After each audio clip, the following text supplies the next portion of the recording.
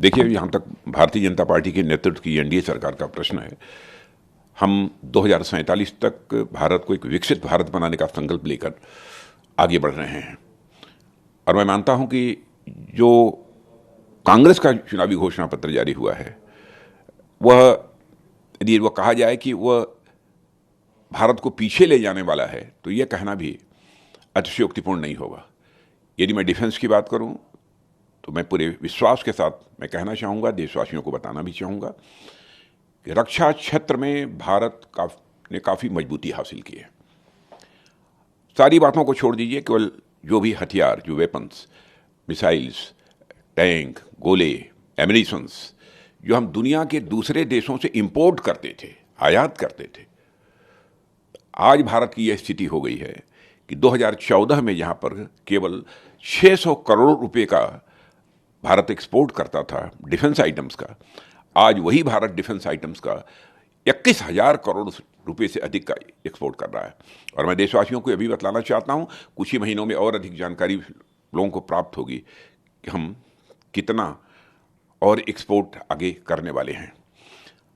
देखिए, 5 वर्षों में एक भी करप्शन के आरोप जो है हमारी गवर्नमेंट के ऊपर नहीं लगे, जबकि रक्षा से संबंधित जो सौदे होते थे पहले, उसमें आपने देखा होगा कि कांग्रेस की गवर्नमेंट पर करप्शन के भी आरोप लगे हैं।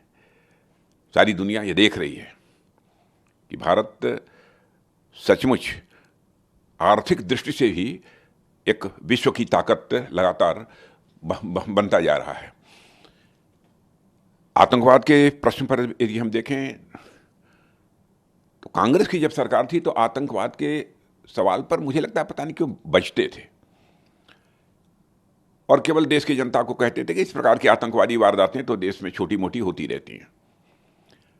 लेकिन आपने देखा कि मोदी जी के नेतृत्व की यह सरकार ने आने के बाद कितनी मजबूती के साथ, कितनी गंभीरता के साथ इस आतंकवाद के संकट को लगभग समाप्त कर देने में कामयाबी हासिल की है।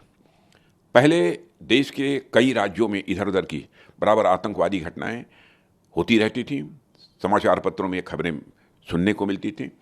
लेकिन आज यदि कश्मीर को छोड़ दीजिए, शायद 1-2 महीने में कोई घटना हो गई तो हो गई, नहीं तो अब देश में कहीं पर आतंकवादी वारदात नहीं होती है। उसका कारण है, पड़ोसी देशों को भी एहसास है कि भारत पहले का भारत नहीं है। यदि भारत के साथ अधिक छेड़छाड़ की गई तो भारत उसका मुंहतोड़ जवाब दे सकता है। सब मिला जुलाकर मुझे कहना हो कि कांग्रेस के घोषणा पत्र के संबंध में तो यह रिग्रेसिव डॉक्यूमेंट है, इसे प्रतिगामी डॉक्यूमेंट कहेंगे।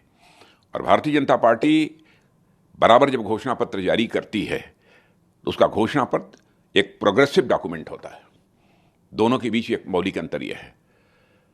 और मैं कांग्रेस के चुनावी घोषणा पत्र के संबंध में यही कहना चाहूंगा कि दिवालिया हो चुके बैंक के चेक से अधिक यह कुछ नहीं है।